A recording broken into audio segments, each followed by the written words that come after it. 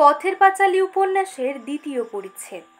হরিহর রায়ের আদিবাসস্থান যশোরা বিষ্ণুপুরের প্রাচীন ধনীবংশ চৌধুরীরা নিষ্কর ভূমিদান করিয়া যে কয়েক ঘর ব্রাহ্মণকে সেকালে গ্রামে বাস করাইয়াছিলেন, হরিহরের পূর্বপুরুষ বিষ্ণুরাম রায় তাহাদের মধ্যে একজন। ব্রিটিশ শাসন তখনও দেশে বদ্ধমূল হয় নাই। যাতায়াতের পথ সকল ঘোর বিপদ সংকুল ও ঠগি ঠ্যাঙারে জলদস্যু প্রভৃতিতে পূর্ণ থাকিত। এই ডাকাতের দল প্রায় গোয়ালা বাগদি বাউরি শ্রেণীর লোক। তাহারা অত্যন্ত বলবান, লাঠি এবং সরকি চালানোতে সুনিপুণ ছিল। বহু গ্রামের নিভৃত প্রান্তে ইহাদের স্থাপিত ডাকাতকালী মন্দিরের চিহ্ন এখনো বর্তমান আছে। দিন মানে ইহারা ভালো মানুষ সাজিয়া বেড়াইত, রাত্রে কালী পূজা দিয়া দূরপল্লীতে গৃহস্থ বাড়ি লুট করিতে বাহির হইত। তখনকার কালে সমৃদ্ধিশালী গৃহস্থও ডাকাতি করিয়া অর্থ সঞ্চয় করিতেন।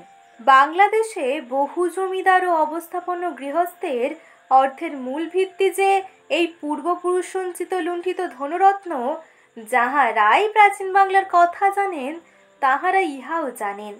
বিষ্ণুরাম রায়ের পুত্র বীরু রায়ের এইরূপ অখ্যাতি ছিল।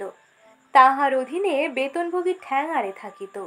নিশ্চিন্দিপুর গ্রামের উত্তরে যে কাঁচা সড়ক ওদিকে চুয়াডাঙ্গা হইতে আসিয়া নবাবগঞ্জ হইয়া টাকি চলিয়া গিয়াছে, ওই সড়কের ধারে দিগন্ত বিস্তৃত বিশাল সোনাডাঙ্গা মাঠের মধ্যে ঠাকুরজি পুকুর নামক সেকালকার এক বড় পুকুরের ধারে ছিল ঠ্যাঙারেদের আড্ডা। পুকুরের ধারে প্রকাণ্ড বটগাছের তলে তাহারা লুকাইয়া থাকিত এবং নিরীহ পথিককে মারিয়া তাহার সর্বস্ব অপহরণ করিত। ঠ্যাঙারেদের কার্যপ্রণালী ছিল অদ্ভুত ধরনের। পথ চলতি লোকের মাথায় লাঠির আঘাত করিয়া আগেই তাহাকে মারিয়া ফেলিয়া তবে তাহারা তাহার কাছে অর্থান্বেষণ করিত।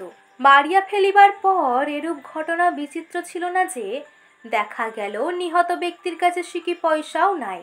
লাশ পুকুরের মধ্যে গুজিয়া রাখিয়া ঠ্যাঙারেরা পরবর্তী শিকারের ওপর দিয়া এই বৃথাশ্রমটুকু পোষাইয়া লইবার আশায় নিরীহ মুখে পুকুর পাড়ের গাছতলায় ফিরিয়া যাইত।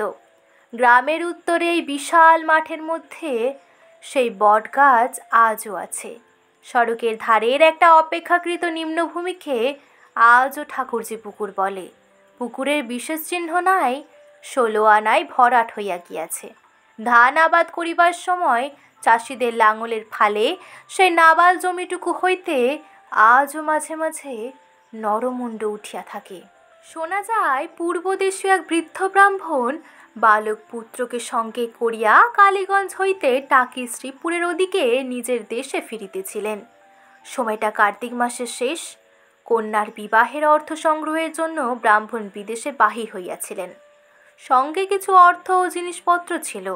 হরিদাসপুরের বাজারে চটিতে রন্ধন আহারাদি করিয়া তাহারা দুপুরের কিছু পরে পুনরায় পথে বাহির হইয়া পড়িলেন। ইচ্ছা রহিল যে সম্মুখে 5 ক্রোশ দূরের নবাবগঞ্জ বাজারে চটিতে রাত্রি যাপন করিবেন। পথের বিপদ তাহাদের অবিদিত ছিল না, কিন্তু আন্দাজ করিতে কিরূপ ভুল হইয়াছিল।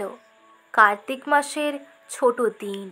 নবাবগঞ্জের বাজারে পৌঁছবার অনেক পূর্বে সোনাডাঙ্গা মাঠের মধ্যে সূর্যকে ডুবুডুবু দেখিয়া তাহারা দ্রুত পদে হাঁটিতে আরম্ভ করিলেন। কিন্তু ঠাকুরজি পুকুরের ধারে আসিতেই তাহারা ঠ্যাঙারেদের হাতে পড়েন। দস্যুরা প্রথম ব্রাহ্মণের মাথায় এক ঘা লাঠি বসাইয়া দিতেই তিনি প্রাণ ভয়ে চিৎকার করিতে করিতে পথ ছাড়িয়া মাঠের দিকে ছুটিলেন। ছেলেও বাবার পিছু পিছু ছুটিল, কিন্তু একজন বৃদ্ধ অপরে বালক ঠ্যাঙারেদের সঙ্গে কতক্ষণ দৌড়পাল্লা দেবে? অল্পক্ষণেই তাহারা আসিয়া শিকারের নাগাল ধরিয়া ঘেরাও করিয়া ফেলিল।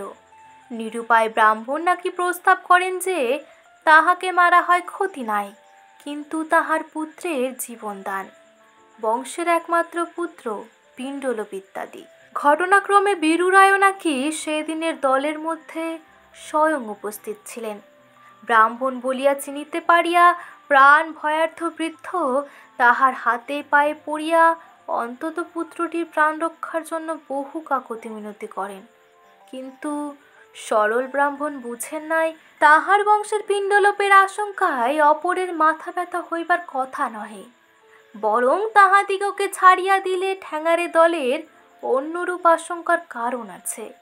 সন্ধ্যার অন্ধকারে হতভাগ্য পিতা পুত্রের মৃতদেহ একসঙ্গে ঠান্ডা হেমন্তের রাতে ঠাকুরজি পুকুরের জলে টোকা পানা ও শ্যামা ঘাসের দামের মধ্যে পুতিয়া ফেলিবার ব্যবস্থা করিয়া বীরুরায় চলিয়া আসিলেন।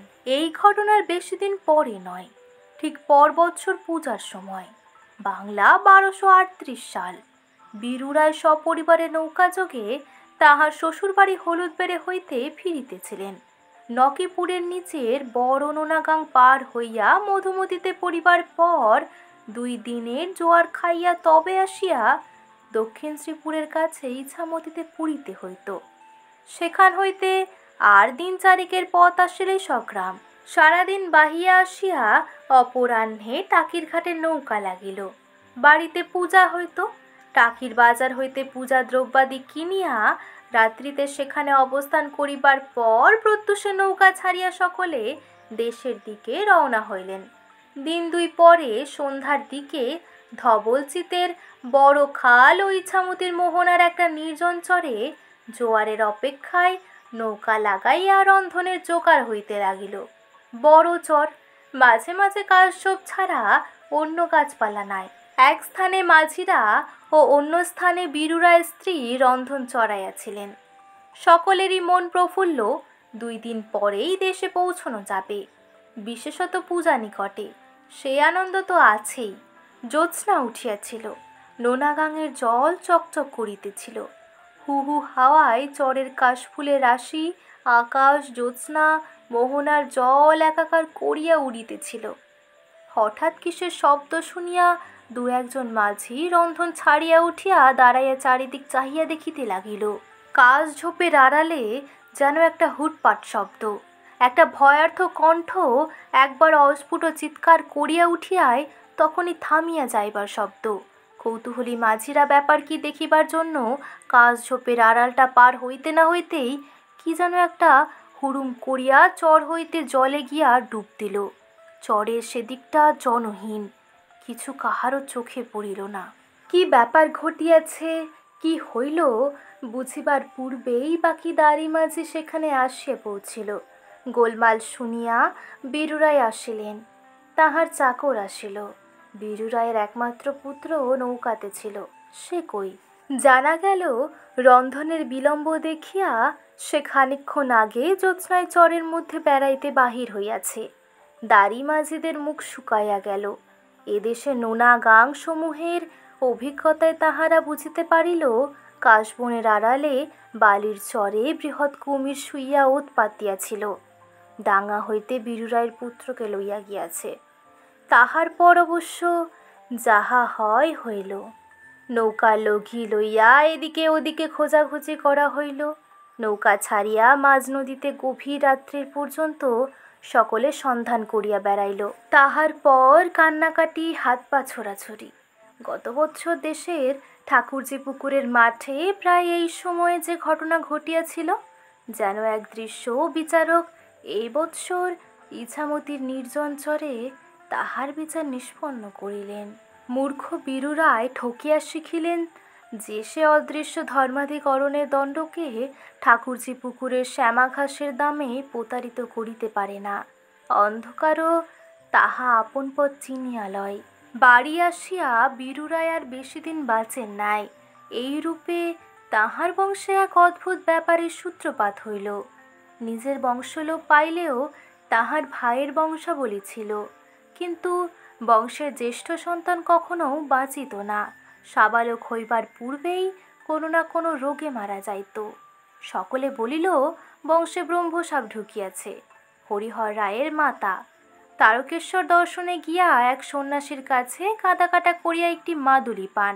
মাদুলির গুণেই হোক বা ব্রহ্মসাপের তেজ 2 পুরুষ পরে কপুরের মতন উবিয়া যাওয়ার ফলেই হোক, এত বয়সেও হরিহর আজও বাঁচিয়া আছে।